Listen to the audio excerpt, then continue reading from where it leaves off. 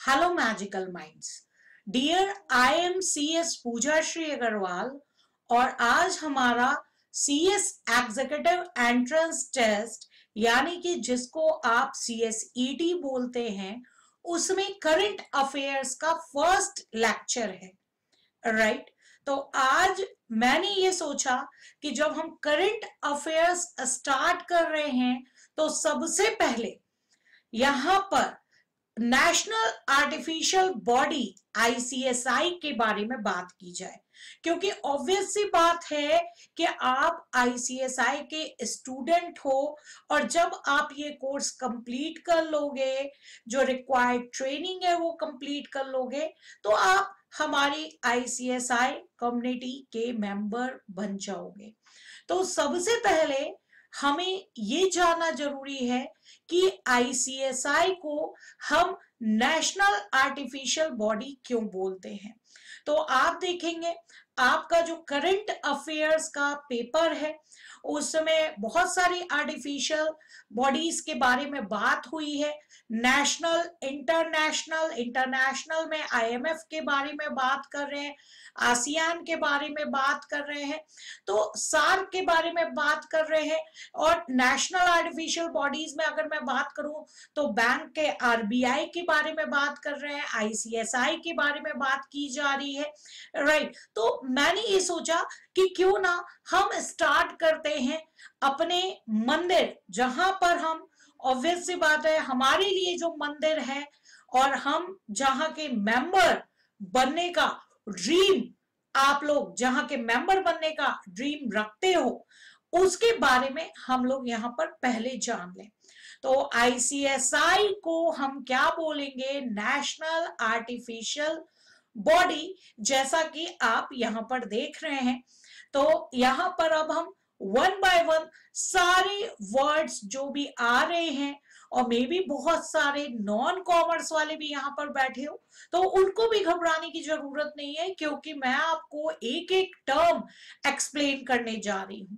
किसी को कोई भी डाउट है क्लासेस के बारे में, आप सारी चीजें जो है वो आप डिस्क्रिप्शन पे देख सकते हैं, राइट। तो यहां पर आज हम जो है करंट अफेयर्स का पेपर स्टार्ट करने जा रहे हैं और इसके फर्स्ट लेक्चर में हम आज बात करने जा रहे हैं अपने मंदिर ICSI के बारे में।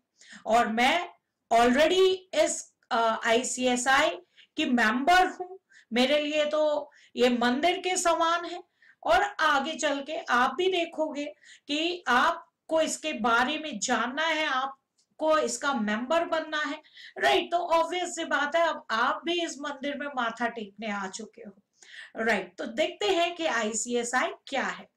तो सबसे पहले हमने यहां पर ये बोला कि जो ICSI है उसको यहां पर देखिए आपने क्या बोला, national artificial body, national artificial body, right. तो आप यहां पे देख रहे हैं कि यहां पर जो है लिखा हुआ है, एक वर्ड लिखा हुआ है नेशनल।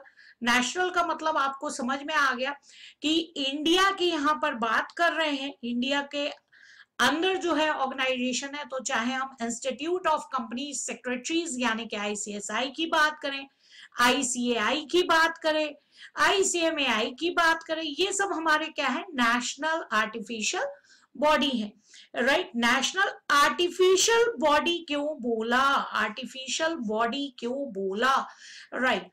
आपने बहुत पहले जो कि हमारे कॉमर्स के स्टूडेंट हैं, उनकी अगर भूली बिसरी यादें याद आ रही हो, उनको अगर याद आ रहा हो, तो आपको बिजनेस स्टडीज में पढ़ाया गया था कि आर्टिफिशियल पर्सन क्या होता है। क्या किसी को कुछ याद आ रहा है? किसी ने कुछ पढ़ा था? हाँ जी रीमा, हाँ जी Reema. Tanuja, good morning dear, good morning. Krishna, Ashutosh, Ananya, Rekha. अच्छा, आप में से कौन कौन कॉमर्स वाला है और नॉन कॉमर्स वाला है? Good morning Krishna, Hariom, Rawat, Ashutosh, Kinjal, okay angel, thank you for appreciation. Okay okay, तो कुछ आपको याद आ रहा है कि क्या मतलब कि होता था, कुछ भूली बिसरी याद है कुछ चीजें कि हाँ आर्टिफिशियल पर्सन किसको कहते थे? नहीं याद है? ओके ओके, हाँ जी पढ़ा तो था मैम।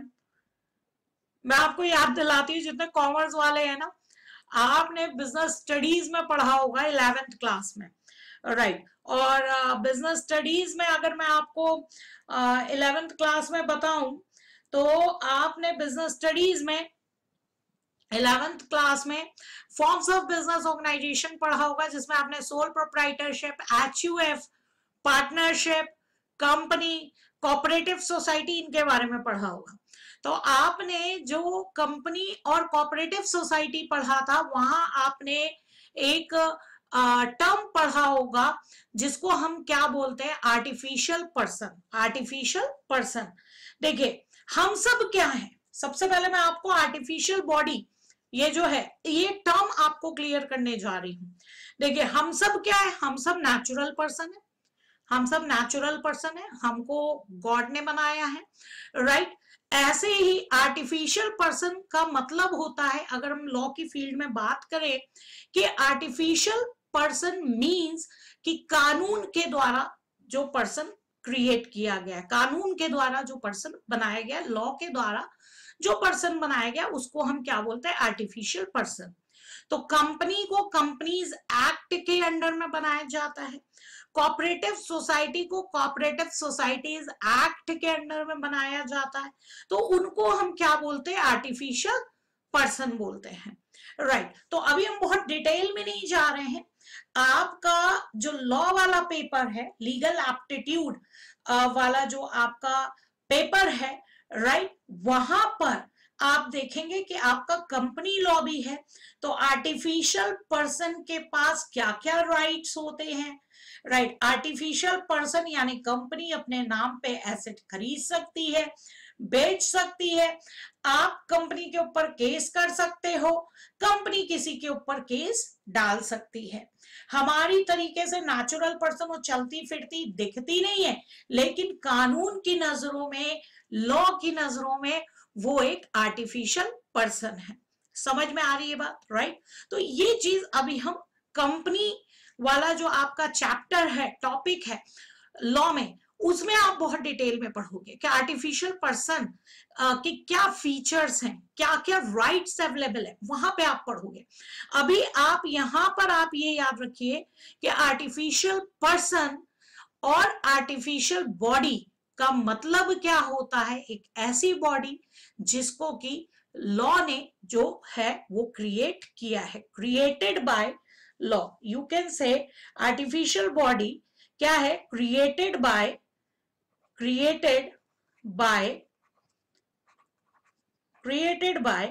Law, right. तो आर्टिफिशियल बॉडी क्या है, क्रिएटेड बाय लॉ।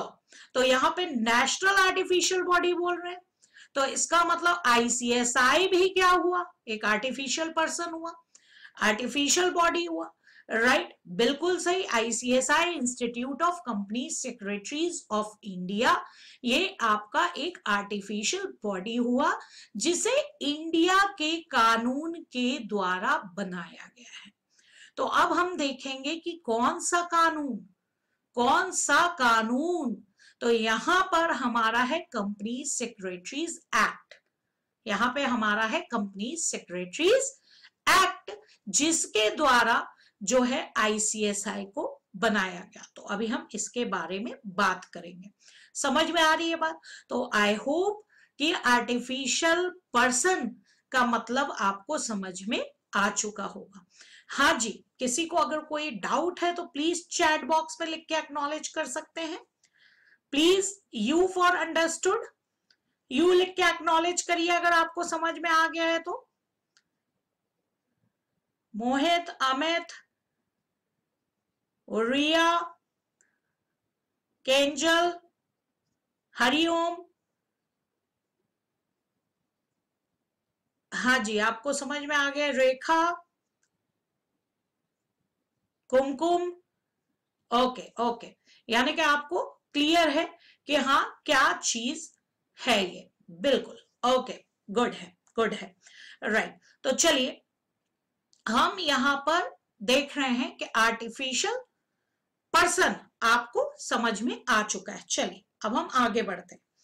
आगे हम इसमें देख रहे हैं कि आईसीएसआई, आईसीएसआई जिसको हम इंग्लिश में क्या बोलते हैं, the institute of company secretaries of India. तो हमारे एक प्रेसिडेंट थे श्याम बिहारी अग्रवाल जी, एक्स प्रेसिडेंट हैं आईसीएसआई के।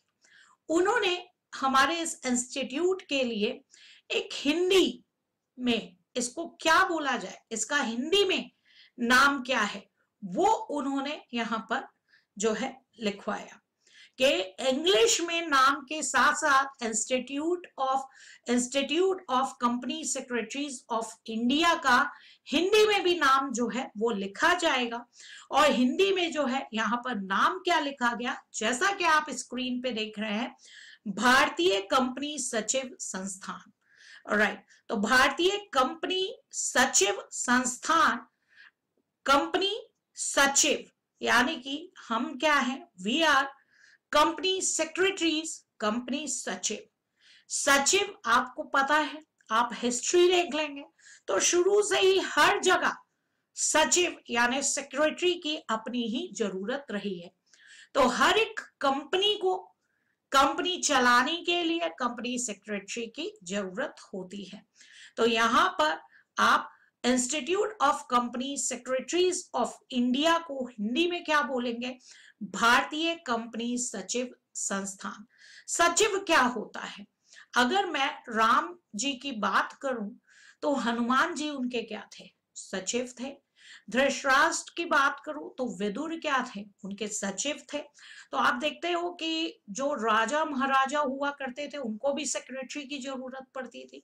तो यहाँ पर जो कॉर्पोरेट वर्ल्ड है, जो इसमें कि बहुत सारी कंपनीज हैं, तो कंपनीज में भी कंपनी सेक्रेटरी की जरूरत पड़ती है, जिसको आप हिंदी में क्या बोल सकते हैं, कंपनी सचिव, राइट, क्लियर। तो हिंदी में इंस्टीट्यूट का नाम है भारतीय कंपनी सचिव संस्था, राइट। तो यहां पर आप फिर से देखिए यहाँ पे साफ साफ क्या लिखा हुआ है। अभी आपने देखा था फर्स्ट पेज पे, अभी आपने देखा था क्या लिखा हुआ था यहाँ पर, national artificial body, artificial person. और मैंने आपको आर्टिफिशियल पर्सन का मतलब ये बताया कि एक ऐसा पर्सन जिसको कानून के द्वारा बनाया गया है, राइट। अब यहां पर आप यहां पर देखिए क्या लिखा है, statutory body under an act of parliament. बहुत इंपॉर्टेंट लाइन है जिसके बारे में अभी मैं आपके साथ डिस्कशन करूंगी। Statutory body under an act of parliament, आप स्टैच्यूटरी भी बोल सकते हैं, स्टैट्यूटरी भी बोल सकते हैं, दोनों प्रोनाउंसिएशन होते हैं, राइट। तो statutory body of statutory body under an act of parliament, इसका मतलब क्या हुआ, अभी मैंने आपको बताया आर्टिफिशियल पर्सन है। आर्टिफिशियल पर्सन को किसके द्वारा बनाया जाता है, कानून के द्वारा, लॉ के द्वारा बनाया जाता है, राइट। और यहां पर पार्लियामेंट में एक सेपरेट एक्ट पास किया गया जिसका नाम था कंपनी सेक्रेटरीज एक्ट, और उस एक्ट के तहत आईसीएसआई को बनाया गया। तो ये हमारा क्या है, स्टैच्यूटरी बॉडी है, स्टैच्यूटरी बॉडी है। अभी मैं आपको इसका डिफरेंस बताऊंगी, तो थोड़े से आप टर्म्स को याद रखिए। इसको हम क्या बोलेंगे, स्टैच्यूटरी बॉडी, राइट। अभी इसको एक्सप्लेन करूंगी मैं कि हाँ इसका मतलब क्या होता है, क्लियर है, राइट। कोई डाउट है तो प्लीज लिख के एक्नॉलेज करिएगा। अच्छा, अब आईसीएसआई है क्यों, आईसीएसआई कंपनी सेक्रेटरीज को बनाता है, राइट। एक प्रोफेशनल आपको एजुकेशन प्रोवाइड करता है। प्रोफेशनल एजुकेशन क्या होता है, अगर हम यहाँ पे बात करें प्रोफेशनल वर्ड भी हमारे कॉमर्स वालों ने पढ़ा होगा। प्रोफेशनल वर्ड डियर आपने 12th क्लास में भूली बिसरी यादें बिजनेस स्टडीज में जो सबसे फर्स्ट चैप्टर था वहां पे आपने पढ़ा होगा मैनेजमेंट के बारे में, कि मैनेजमेंट एक प्रोफेशन है कि नहीं है। और प्रोफेशन के बारे में 11th क्लास में भी जो आपके स्टार्टिंग का चैप्टर था बिजनेस स्टडीज में, वहां पे भी आपने पढ़ा होगा, जो कॉमर्स वाले हैं। बाकी नॉन कॉमर्स वालों के लिए मैं हूं, डोंट वरी फॉर दैट, ठीक है, आपके लिए मैं हूं, आपको मैं बताऊंगी कि बेसिकली प्रोफेशनल का मतलब क्या होता है। देखिए बहुत सुना होगा, आपके फ्रेंड्स कहते होंगे मैं बहुत प्रोफेशनल हूँ, आप कहते होंगे प्रोफेशनल का मतलब जो पैसे लेके काम करता है उसको प्रोफेशनल कहते हैं। नहीं dear, what is meaning of profession? अगर मैं आपको बताऊं, प्रोफेशन का मतलब ये है कि एक प्रॉपर, पहली कंडीशन, एक प्रॉपर इंस्टीट्यूट होगा। यहां पे इंस्टीट्यूट क्या है? ICSI है। आपको एग्जाम पास करना पड़ेगा, देना पड़ेगा मेंबर बनने के लिए, राइट। तो ICSI एग्जाम कंडक्ट करवाता है, आप वो एग्जाम देते हो, ठीक है, पास करते हो सारे स्टेजेस को, तभी आप मेंबर बन पाते हो। यानी कि एग्जामिनेशन बेस्ड पे रिस्ट्रिक्शन है, जब तक आप एग्जाम पास नहीं करोगे तब तक आप मेंबर नहीं बनोगे, और जब तक आप मेंबर नहीं बनोगे तब तक आपको सिग्नेचरी अथॉरिटी नहीं मिलेगी। इसलिए कंपनी सेक्रेटरीज को, कंपनी सेक्रेटरी जो है वो कौन सा आपका कंपनी सेक्रेटरी का कोर्स आपका प्रोफेशनल कोर्स कहलाता है। यानी कि हम इसको बोलते हैं, हिंदी में अगर हम इसका वर्ड देखें तो इसको बोला जाएगा पेशा, राइट। पेशा का मतलब यानी कि डॉक्टरी एक प्रोफेशन है, एक पेशा है। वकालत, राइट, ये भी आपका क्या है? एक प्रोफेशन है। CS ये भी आपका एक प्रोफेशन है। चार्टेड अकाउंटेंट ये भी आपका प्रोफेशन है। CMA ये भी आपका प्रोफेशन है। आप इनमें कुछ कॉमन चीजें देखेंगे, एक इंस्टीट्यूट है, प्रॉपर एग्जाम कंडक्ट करवाए जाते हैं, एग्जाम जो पास करता है वही मेंबर बनता है, राइट। तो ऑब्वियस सी बात है, रिस्ट्रिक्शन होता है, जब तक आप एग्जाम नहीं पास करेंगे तब तक आप मेंबर नहीं बन सकते हैं, और जब तक आप मेंबर नहीं बनेंगे आप वो पर्टिकुलर सर्विस प्रोवाइड नहीं कर सकते हैं। तो जैसे डॉक्टर है, जब तक MBBS का एग्जाम नहीं देगा, जो उनका अपना एसोसिएशन है उसका मेंबर नहीं बनेगा, तब तक वो डॉक्टरी की प्रैक्टिस नहीं कर सकता है। ऐसे ही आपका लॉयर है, जब तक वो बार काउंसिल का मेंबर नहीं बनेगा एग्जाम पास करके, तब तक वो वकालत नहीं कर सकता है। हमेशा जो प्रोफेशन है वो सर्विस सेक्टर में होता है। तो ये चीजें याद रखिएगा, अगर किसी को नॉन कॉमर्स वाले को नोट करनी हो तो प्रोफेशन के कुछ टर्म्स एंड कंडीशंस होते हैं। फर्स्ट वन मैंने आपको बताया कि एक इंस्टीट्यूट होता है, ठीक है, वो जो है एग्जाम्स जो है कंडक्ट करवाता है, एग्जामिनेशन बेसिस पे एंट्री रिस्ट्रिक्टेड होती है, सर्विस सेक्टर में होगा हमेशा। प्रोफेशन किस में होगा? सर्विस सेक्टर में होगा, राइट। तो ये चीजें जिसमें होती है उसको हम बोलते हैं प्रोफेशन। समझ में आ रही है बात? तो आपका CA, CS, डॉक्टर, वकील, CMA ये सब आपका किस में आएगा? प्रोफेशन में आएगा। MBA को हम फुल फ्लेज्ड जो मैनेजमेंट है उसको हम प्रोफेशन नहीं बोल पाते, जबकि IIM इंस्टीट्यूट है उसके भी एग्जाम है, लेकिन आप देखेंगे कि एग्जामिनेशन बेसिस पे एंट्री रिस्ट्रिक्टेड नहीं है। यानी कि अगर किसी को बिजनेस मैनेज करना है तो उसको एग्जाम पास करना कंपलसरी है, ऐसा नहीं बोला गया है। बिना MBA किए भी कोई अपना बिजनेस मैनेज कर सकता है। इसलिए मैनेजमेंट में काफी मतलब कि कुछ पॉइंट्स फेवर के हैं, कुछ फेवर के नहीं है, इसलिए मैनेजमेंट को फुल फ्लेज्ड जो है प्रोफेशन नहीं बोला जाता है, राइट। तो ये मैंने थोड़ा सा आपको एक्स्ट्रा बताया कि हाँ क्या चीज है, राइट। आई होप कि इतनी चीज आपको समझ में आ गई होगी, क्लियर होगी आप। तो अब आपको ये क्लियर हो गया कि प्रोफेशनल का मतलब क्या होता है, क्यों इसको हम प्रोफेशनल बॉडी बोलते हैं। जैसे कि ICI, ICSI और मैंने आपको बताया आपका ICI, ICSI, ICMAI, ये सारी जो इंस्टीट्यूट्स हैं ये आपके प्रोफेशनल कोर्सेज करवाते हैं, और प्रोफेशनल जो बनते हैं वो सर्विस प्रोवाइड करते हैं, इसलिए इसको हम क्या बोल सकते हैं? Professional body. तो यहाँ पे आप जैसा कि स्क्रीन पे देख रहे हैं रेड कलर से, आप फर्स्ट बुलेट पॉइंट में यहाँ पर देखिए क्या लिखा हुआ है, ओनली रिकॉग्नाइज्ड प्रोफेशनल बॉडी। यहाँ पे क्या लिखा हुआ है अगर हम यहाँ पर देखें, only recognized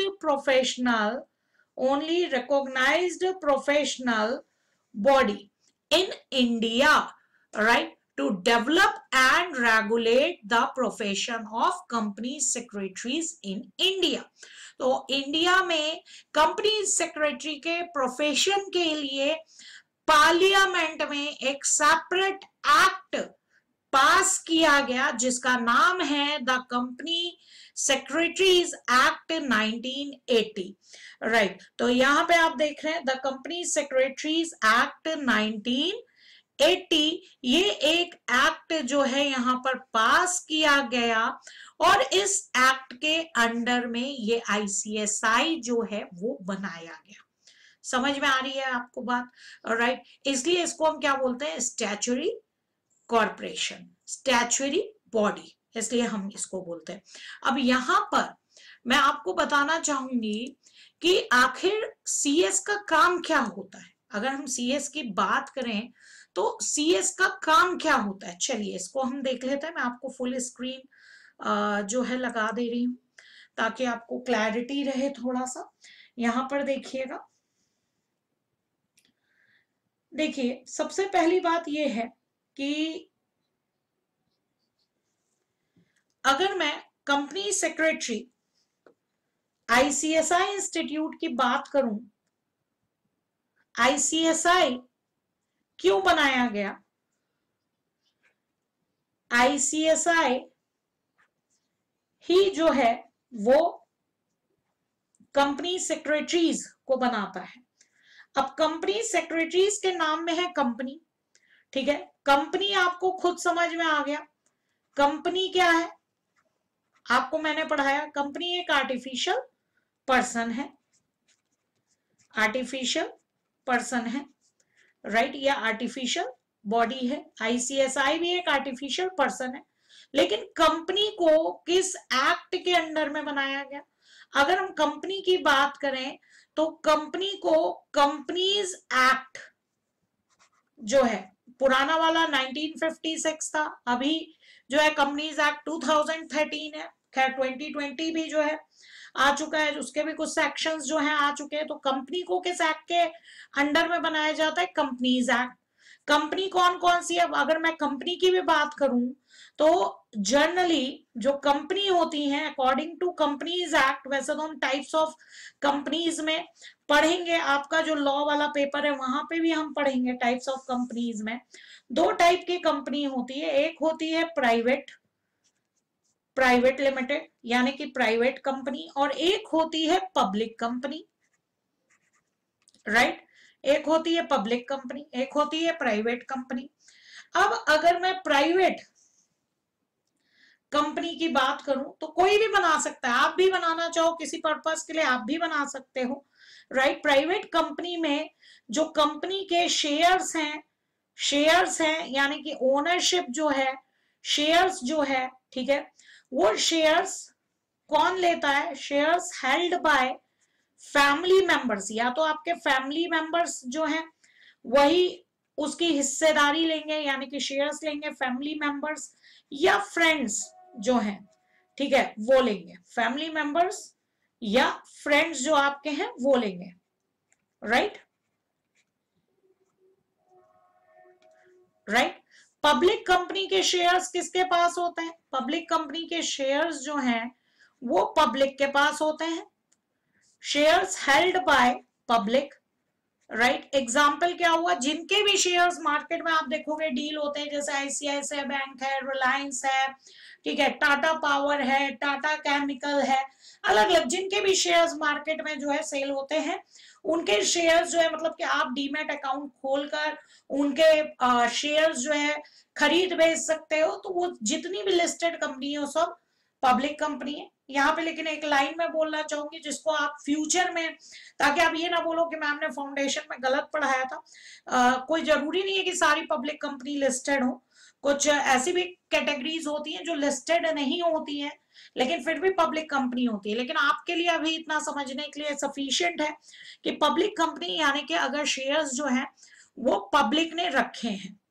अब यहां पर मैंने आपको एग्जांपल दिया कि ICICI बैंक, ICICI बैंक का नाम है ICICI बैंक लिमिटेड, राइट। तो ICICI बैंक क्या है, पब्लिक कंपनी। राइट। लेकिन अब कई लोगों के दिमाग में एक कीड़ा आ रहा होगा, कई लोगों के दिमाग में एक क्वेश्चन आ रहा होगा। चलिए लिख के बताइए, लिख के एक्नॉलेज करिए। क्या इस चीज को पढ़ने के बाद किसी के माइंड में कोई बात आई? आईसीआईसीआई बैंक लिमिटेड को मैं पब्लिक कंपनी बोल रही हूं, कोई बात आई किसी के दिमाग में? हाँ जी, चैट बॉक्स में मैं वेट कर रही हूं। क्या किसी के माइंड में कोई बात आई? बताइए। नहीं मैम, आपकी बात ही ध्यान से सुन रहे हैं। ओके, और किसी के माइंड में कोई बात आई? हाँ जी Ashutosh, thank you for appreciation. आपको समझ में आ रहा है पढ़ाया हुआ, thank you. Kumkum, Brajesh, right, बिल्कुल सही। देखिए ब्रजेश बोल रहे हैं कि मैम आईसीआईसीआई बैंक तो प्राइवेट होता है, आपने तो बोला पब्लिक। बस यही चीज मैं आपके मुंह से सुनना चाह रही थी, मैं यही चीज आपके मुंह से सुनना चाह रही थी कि आईसीआईसीआई बैंक तो क्या होता है, आईसीआईसीआई बैंक तो जो है वो प्राइवेट होता है, आपने उसको पब्लिक कैसे कहा? डियर, यहाँ पे आपके लिए एक चीज जाननी जरूरी है कि पब्लिक कंपनी में अगर शेयर्स जो हैं हेल्ड बाय पब्लिक है, अब आईसीआईसीआई बैंक का आप एग्जांपल ले लीजिए, आईसीआईसीआई बैंक के शेयर्स बिकते हैं ना मार्केट में? लिख के एक्नॉलेज करो मुझे, बिकते हैं ना? हाँ, यस और नो, आईसीआईसीआई बैंक के शेयर्स बिकते हैं?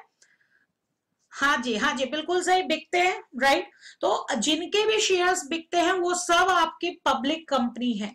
There is another term public sector. अगर हम सेक्टर के बारे में बात करें, ठीक है, अगर हम सेक्टर के बारे में बात करें तो वहां पर दो अलग टर्म है, एक है पब्लिक सेक्टर और एक है प्राइवेट सेक्टर। एक होता है पब्लिक सेक्टर और एक होता है प्राइवेट सेक्टर, राइट। तो अब यहां पे देखिए क्या है पब्लिक सेक्टर और प्राइवेट सेक्टर। पब्लिक सेक्टर जहां पर 50% आप कह सकते हैं मोर देन 50% जो शेयर्स हैं, ठीक है, 50% से ज्यादा जो शेयर्स हैं, ठीक है, more than 50% shares held by government यानी कि सरकार के पास होते हैं। अब गवर्नमेंट सेंट्रल गवर्नमेंट भी हो सकती है, स्टेट गवर्नमेंट भी हो सकती है, दोनों मिलकर शेयर्स ले रखे हैं, ठीक है। कुछ सेंट्रल के पास है, कुछ स्टेट के पास है, कई सारे स्टेट गवर्नमेंट के पास है, राइट। तो अगर शेयर्स जो है गवर्नमेंट के पास होते हैं तो उनको हम क्या बोलते हैं? Public sector, right. और अगर लेस देन 50% शेयर्स जो है वो गवर्नमेंट के पास होते हैं, 50% से कम जो शेयर्स है वो गवर्नमेंट के पास होते हैं और बाकी शेयर्स जो है वो आपके पब्लिक के पास होते हैं, तो उसको हम बोलते हैं प्राइवेट सेक्टर। तो आईसीआईसीआई बैंक के जो शेयर्स हैं, ठीक है, वो मैक्सिमम पब्लिक के पास होंगे। इनके शेयर्स जो हैं, मैक्सिमम शेयर्स किसके पास होंगे? मैक्सिमम शेयर्स पब्लिक के पास होंगे, हेल्ड बाय पब्लिक। समझ में आ रही है बात? Held by public. तो वो हमारा क्या हो गया? Private sector. यानी कि पब्लिक कंपनी में ही दो कैटेगरी बन गई, एक पब्लिक सेक्टर और एक प्राइवेट सेक्टर। तो आपका जैसे गेल, ठीक है, भेल,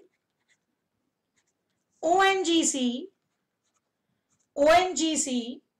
ठीक है, गेल, भेल, ओएनजीसी, सेल, ये सारे आपके पब्लिक सेक्टर की कंपनीज हैं।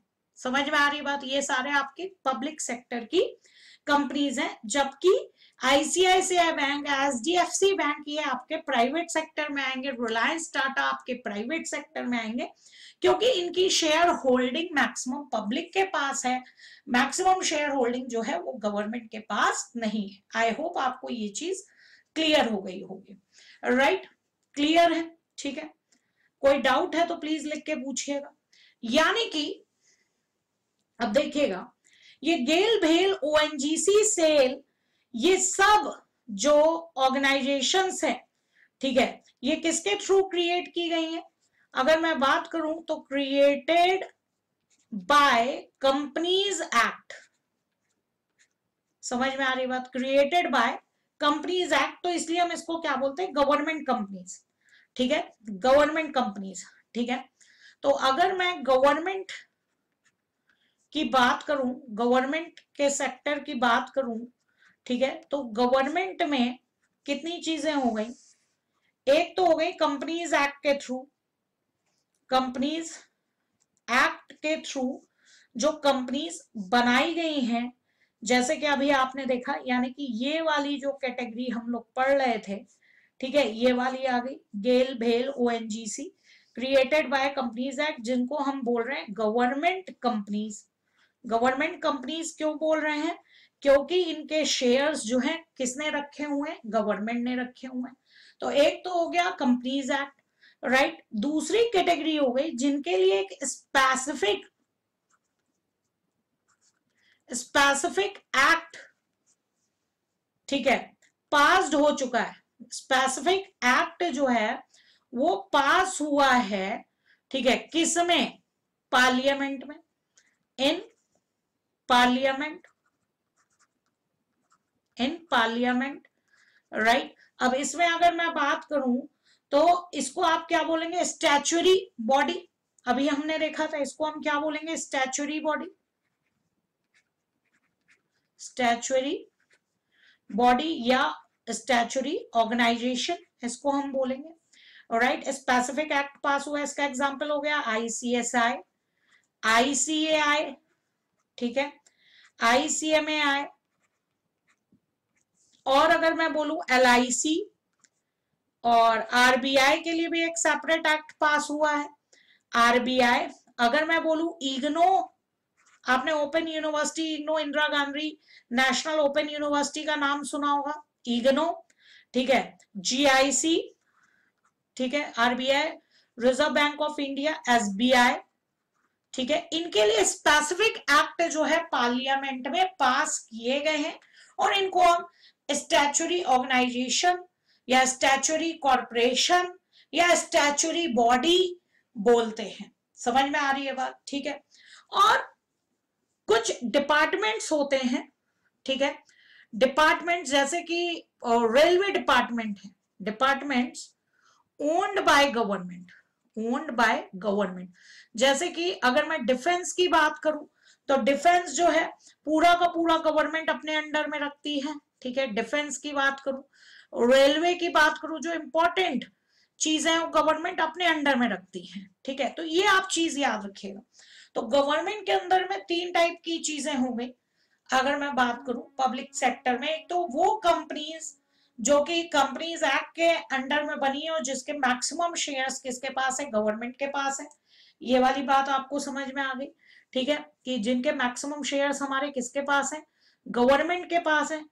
तो ये चीज आपको क्लियर हो गई। फिर जिनके लिए एक स्पेसिफिक एक्ट पास किया जाता है, यानी कि उस ऑर्गेनाइजेशन को, उस कॉर्पोरेशन को चलाने के लिए उसी के रिस्पेक्टिव पार्लियामेंट में सेंट्रल गवर्नमेंट ने एक एक्ट पास कर दिया, जैसे ICSI, ICI, ICMI, LIC, RBI, IGNOU, GIC, SBI, ये सब के लिए एक सेपरेट एक्ट है, राइट। तो इनको हम क्या बोलेंगे? Statutory corporation. ये भी आर्टिफिशियल पर्सन है, कंपनीज एक्ट में जो बना हुआ आर्टिफिशियल पर्सन है। और कुछ डिपार्टमेंट जो इंपॉर्टेंस वाले होते हैं वो भी गवर्नमेंट के अंडर में आते हैं, जैसे डिफेंस और रेलवे का मैंने आपको एग्जाम्पल दिया। समझ में आ रही है बात? राइट। तो आईसीएसआई हमारा क्या है? स्टैच्यूरी बॉडी में आता है। और एक आर्टिफिशियल बॉडी क्यों बोला गया? क्योंकि उसके रिस्पेक्टिव कंपनीज एक्ट 1980 एक सेपरेट तौर पे पास कर दिया गया है। तो ये देखिए, मैंने सारे टर्म्स का आपको ऑपरेशन किया, एक एक टर्म जो है मैंने आपको क्लियर किया है, एक एक टर्म आपको बताया है। आई होप कि आपको ये चीज समझ में आ रही होगी, राइट। तो यू लिख के एक्नॉलेज करिए, यू लिख के एक्नॉलेज करिए प्लीज। ओके, कोई डाउट है? यहां तक किसी को कोई डाउट है? आपको क्लियर हो गया? राइट। तो कंपनीज एक्ट में जो इतनी सारी कंपनीज बनी हैं उनको मैनेज करने के लिए उसमें जो लीगल कंप्लायंसेस होते हैं, यानी कि एक कंपनी में बहुत सारे कंपनीज एक्ट के अलावा भी बहुत सारे लॉ जो है वो लग जाता है। आपने मेरी इंट्रोडक्शन क्लास सुनी होगी, उसमें मैंने काफी चीजें आपको बताई हुई थी। तो वो जो है आपका क्या है, उसको मैनेज करने के लिए कौन काम करता है, कंपनी सेक्रेटरी जो है वो काम करता है। राइट। आशुतोष कह रहे thank you for appreciation. Ashutosh कह रहे मैम आप समझो और समझ में ना आए। हाँ जी, हमारी तो आदत है कि हमारी क्लास में हर एक टर्म का जो है ऑपरेशन किया जाएगा और उसको ऑपरेट करके उसका एकदम मीनिंग निकालेंगे ताकि आपको चीजें एकदम क्रिस्टल क्लियर हो जाए और आपके मैजिकल माइंड का जादू बना रहे। राइट। आई होप कि इतनी चीजें आपको क्लियर होंगी। राइट, चलिए तो आगे देखते हैं हम। ये चीज आपको क्लियर हो गई होगी कि गवर्नमेंट कंपनीज क्या होती है। राइट, गवर्नमेंट सेक्टर में कितने टाइप की चीजें आती हैं। तो आप यहाँ पर जैसे कि देख रहे हैं आप यहाँ पर कि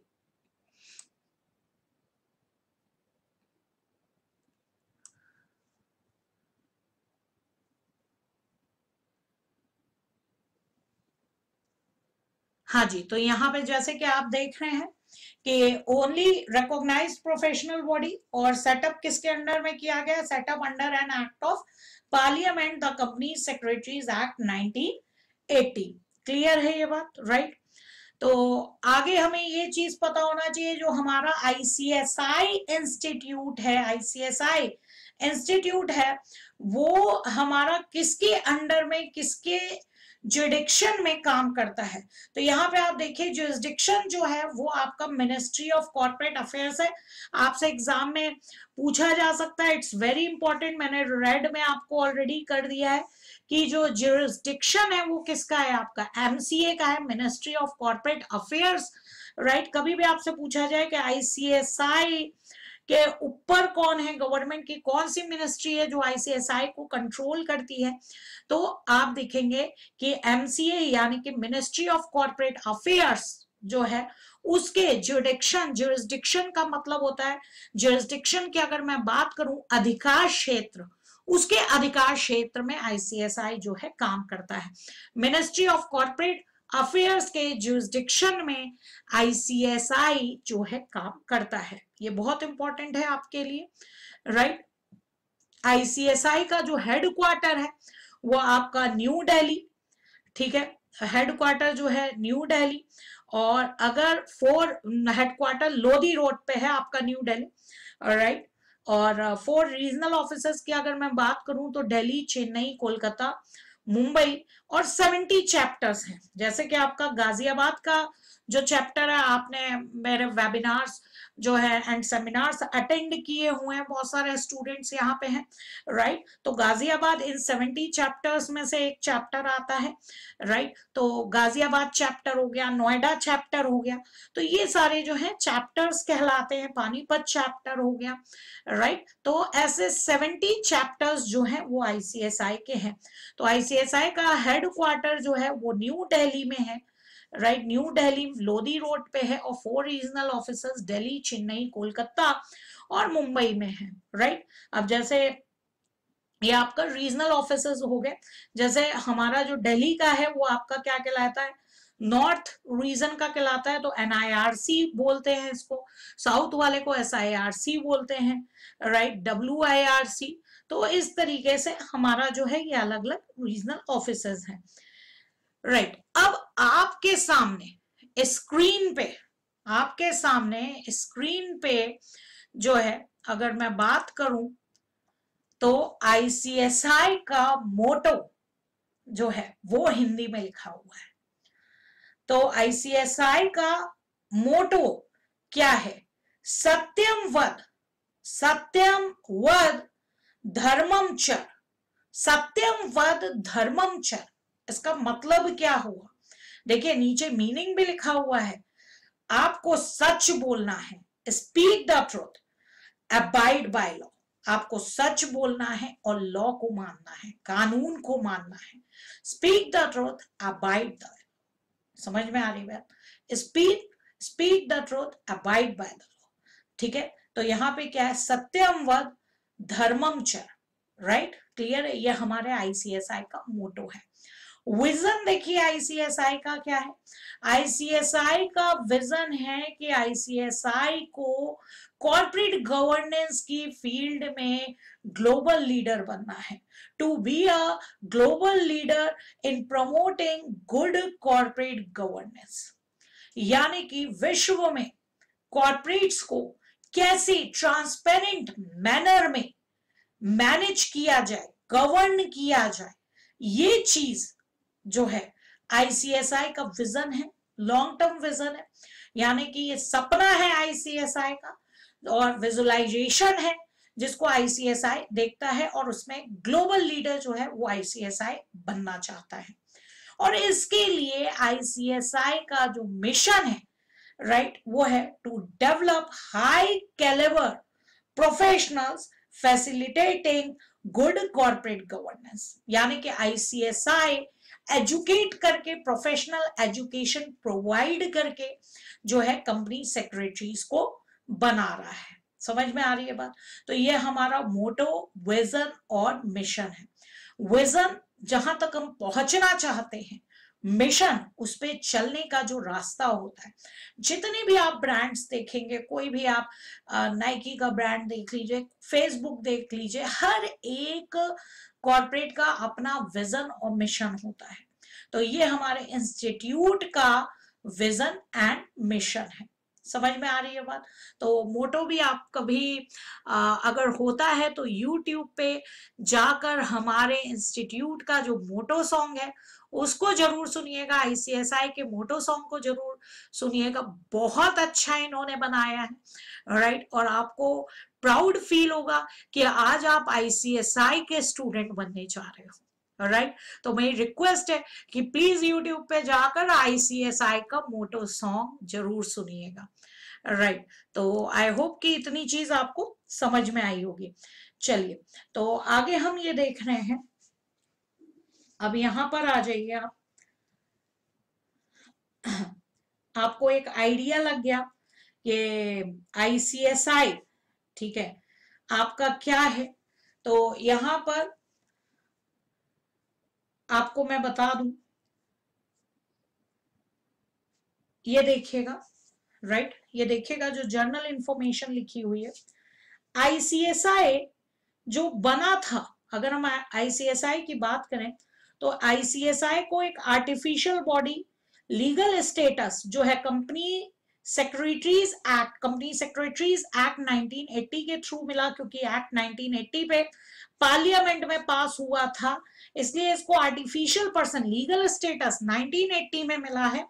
लेकिन ये जो है आपका 4 अक्टूबर 1968 को बन चुका था, राइट। हाँ, इसका लीगल स्टेटस नहीं था, लेकिन ये ऑर्गेनाइजेशन जो है, एक ग्रुप जो है, वो आपका रेडी किया जा चुका था, बनाया जा चुका था। कब ये बनाया गया था?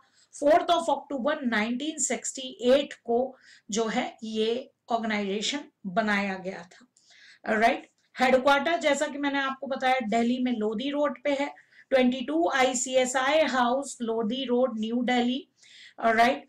प्रेसिडेंट जो है सीएस आशीष गर्ग जो है वो आपके 2020 यानी 2020 के जो है प्रेसिडेंट है, और 2020 के वाइस प्रेसिडेंट जो है वो सीएस नागेंद्र डी राव थे। और अभी अगर मैं बात करूं 2021 की, अगर मैं बात करूं तो सीएस नागेंद्र डी राव ये जो है ये हमारे 2021 में जो है ये प्रेसिडेंट बन चुके हैं, यानी कि अब ये प्रेसिडेंट है, और सीएस आशीष गर्ग अब एक्स प्रेसिडेंट हो चुके हैं, राइट। तो 21 कि अगर मैं बात करूं तो 2021 में जो आपके अभी प्रेसिडेंट हैं वो आपके सीएस नागेंद्र डी राव हैं, राइट। तो आप ये चीज देख लीजिएगा, राइट। आपका अगर इसमें आप देखना चाहें, देखिए मैं आपको ICSI.edu की ये साइट मैंने खोली हुई है, यहाँ पे आप देख रहे हैं ICSI.edu, जो है ये आपका लिखा हुआ है एड्रेस बार पे, और इसका होम पेज है। तो यहाँ पे आप अगर देखना चाहें तो यहाँ प्रोफाइल पे जाकर आप देख सकते हैं कि काउंसिल में कौन कौन है। ठीक है, तो काउंसिल में अगर हम देखें अभी आप देख सकते हैं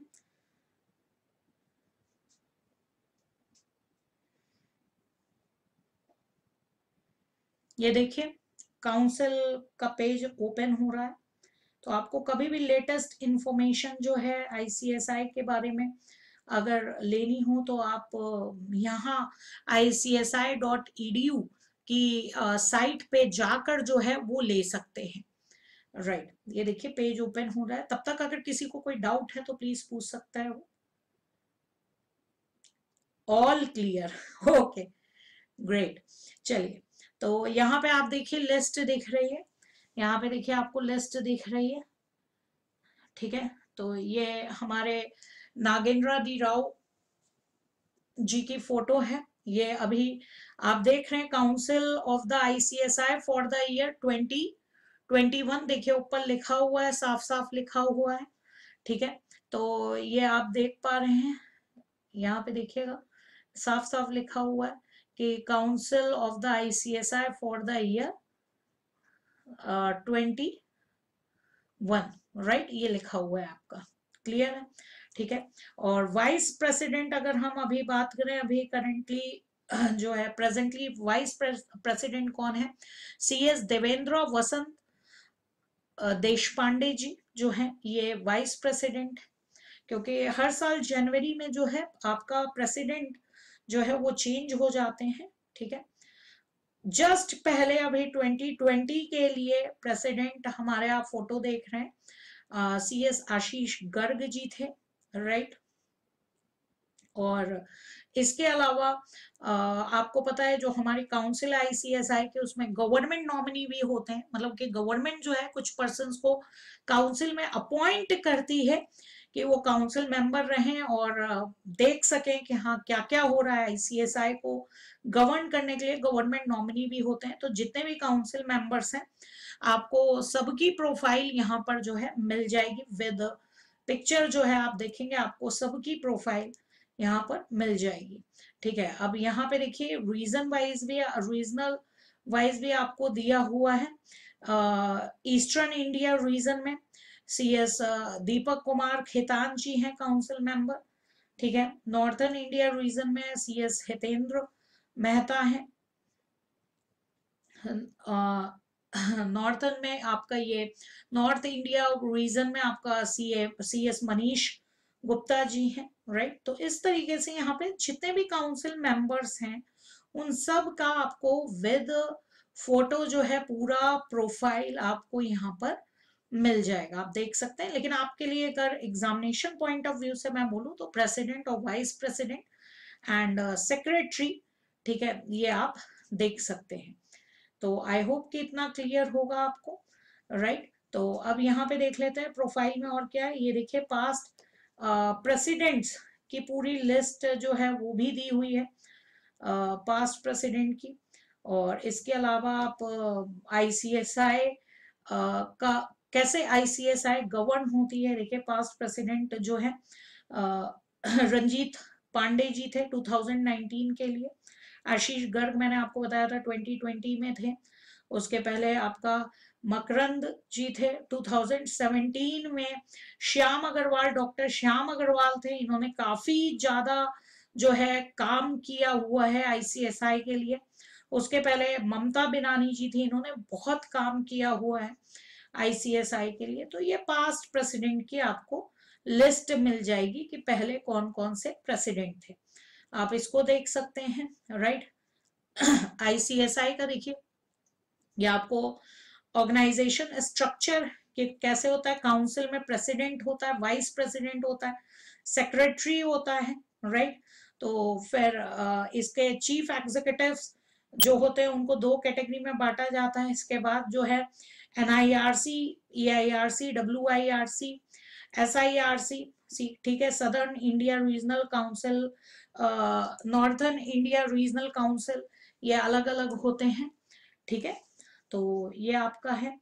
ये भी आप जाकर देख सकते हैं कि क्या स्ट्रक्चर है ऑर्गेनाइजेशन का। ठीक है, तो ये सारी चीजें आपको यहाँ पर प्रोफाइल में जाकर आप देख सकते हैं कि ऑर्गेनाइजेशन का चार्ट क्या है, स्ट्रक्चर क्या है, गाइडलाइंस क्या है। आपको कंपनी सेक्रेटरीज एक्ट पढ़ना है तो वो भी आपको जो है मिल जाएगा।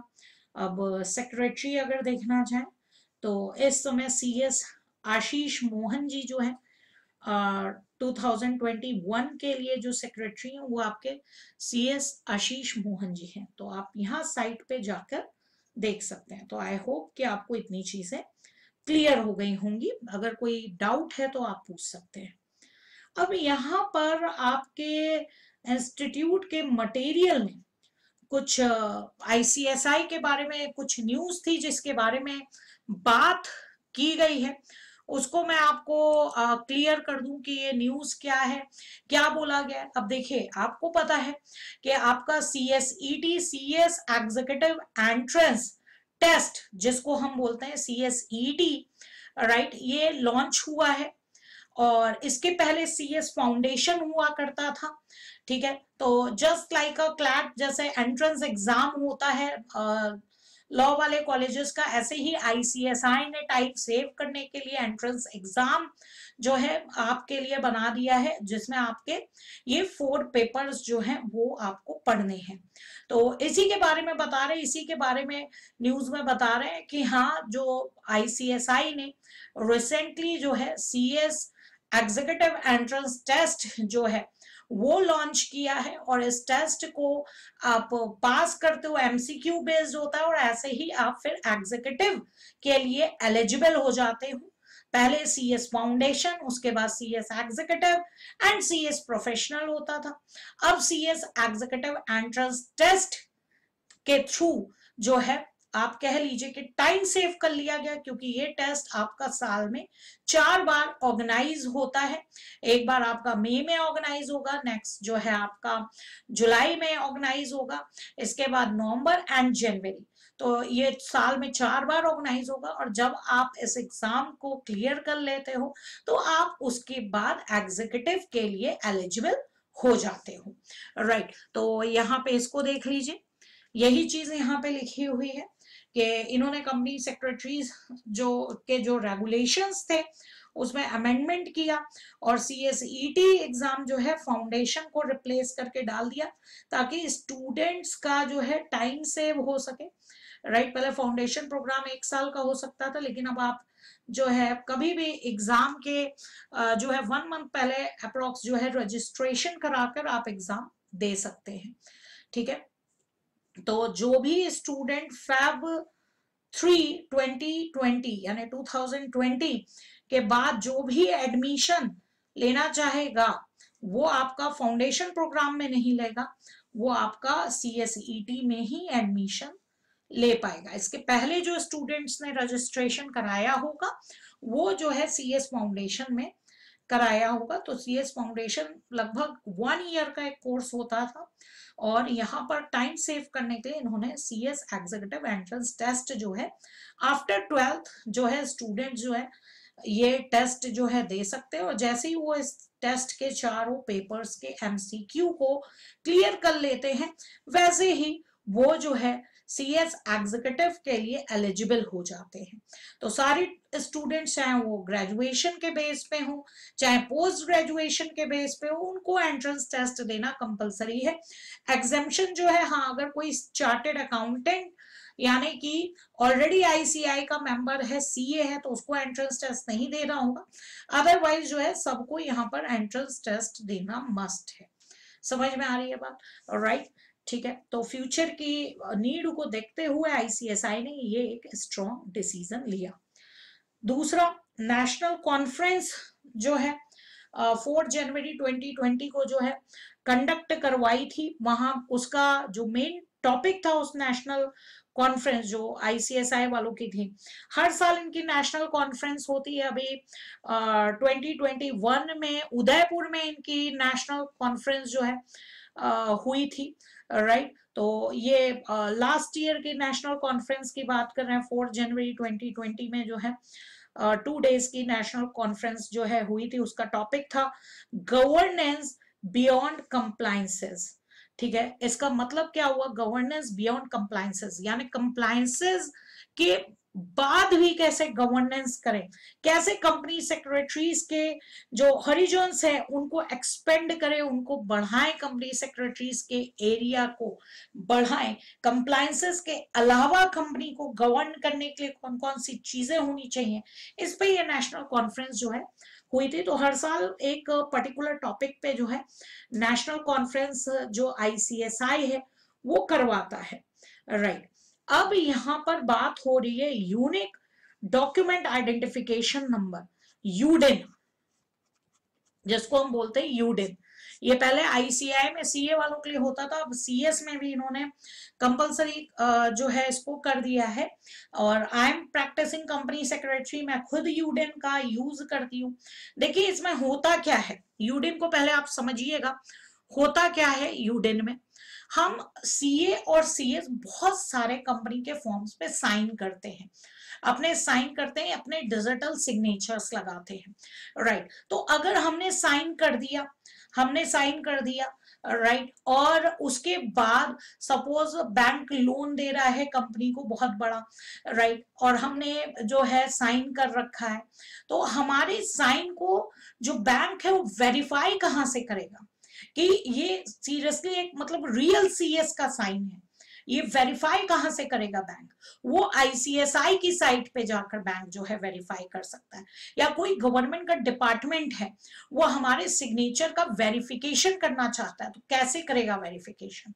तो यहाँ पे क्या होता है कि हम कंपनीज के जो भी सर्टिफिकेट्स हैं, सेक्रेटरियल ऑडिट रिपोर्ट है, जब हम उस पर साइन करते हैं तो जिस दिन हम उस पर साइन करते हैं उसके 7 दिन पहले एडवांस में, या जिस दिन साइन कर रहे हैं उस दिन हमें ICSI की साइट पे जाकर एक लॉगिन और पासवर्ड अपना यूडिन वाला डालना होता है, और वहां पर जाकर जो है हम वहां पे सर्टिफिकेट बता सकते हैं कि कौन से सर्टिफिकेट पे हमको जो है साइन, हम किस सर्टिफिकेट पे साइन कर रहे हैं, किस डेट पर कर रहे हैं, किस चीज का सर्टिफिकेट है, और उसकी रिपोर्ट एक तरीके से हम ICSI को दे देते हैं। उसका एक यूडिन नंबर जो है जनरेट हो जाता है, और उस नंबर के थ्रू कोई भी बैंक, कोई भी गवर्नमेंट ऑर्गेनाइजेशन जो है वो उस डॉक्यूमेंट को वेरीफाई कर सकती है।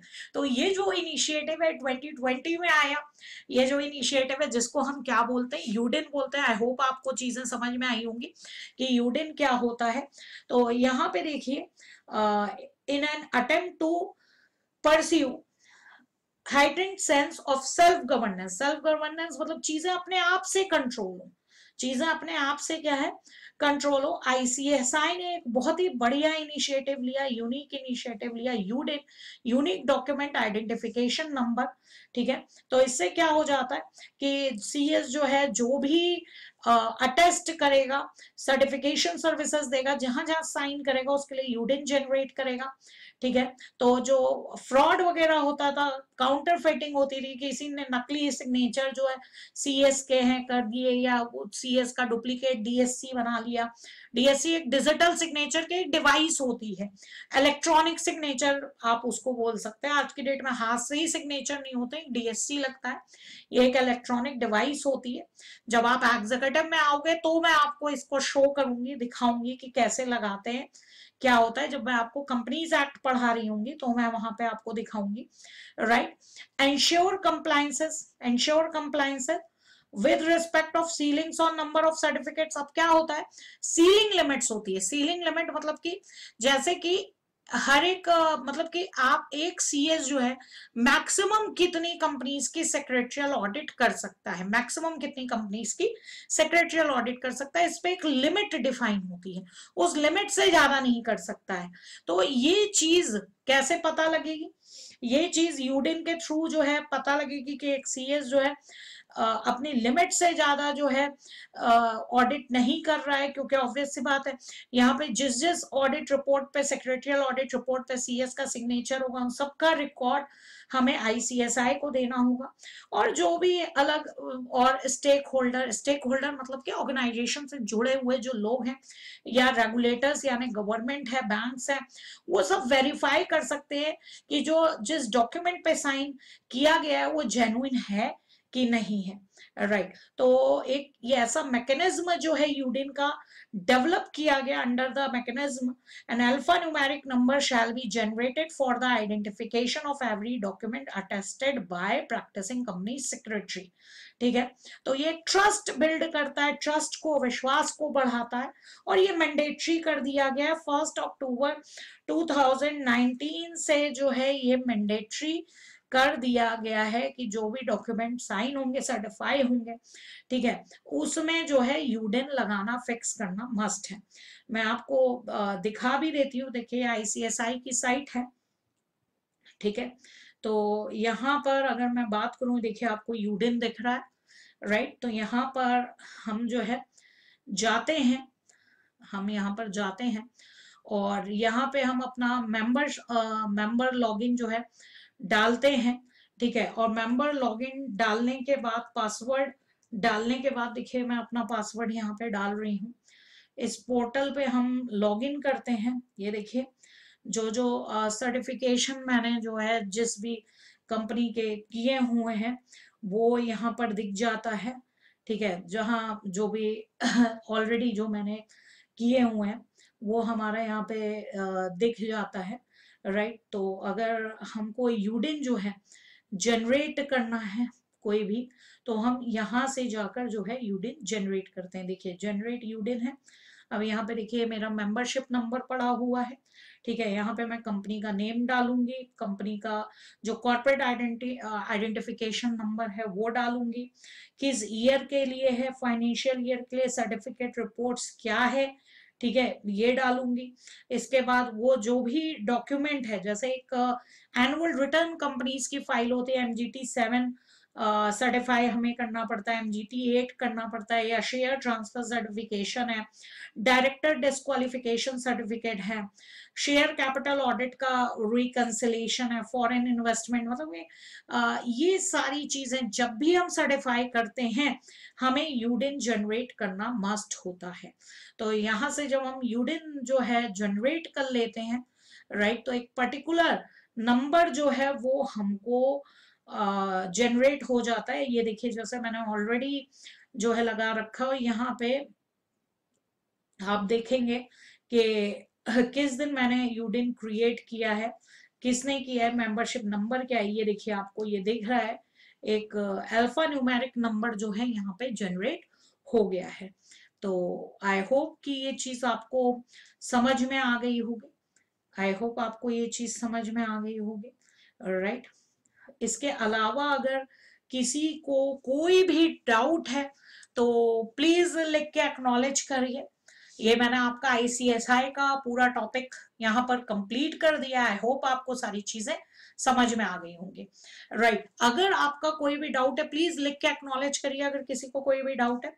और व्हाट्सएप ग्रुप पे मेरा नंबर है 9311005623, राइट। अगर किसी को कोई भी प्रॉब्लम आती है और जो लोग ऑलरेडी व्हाट्सएप ग्रुप पे एडेड नहीं है, राइट, वो मुझे मैसेज भेज सकते हैं CSET के लिए, और करंट अफेयर्स के जो लेटेस्ट नोट्स हैं उसके लिए मैसेज भेज सकते हैं, मैं आपको ग्रुप में ऐड कर लूंगी और वहां पे सारे अपडेट्स आपको मिलते रहेंगे, राइट। तो ये नंबर है, प्लीज अपने नाम के साथ CSET और आपका कौन सा अटेम्प्ट है वो अटेम्प्ट मतलब मंथ और ईयर जरूर लिख दीजिएगा, ओके।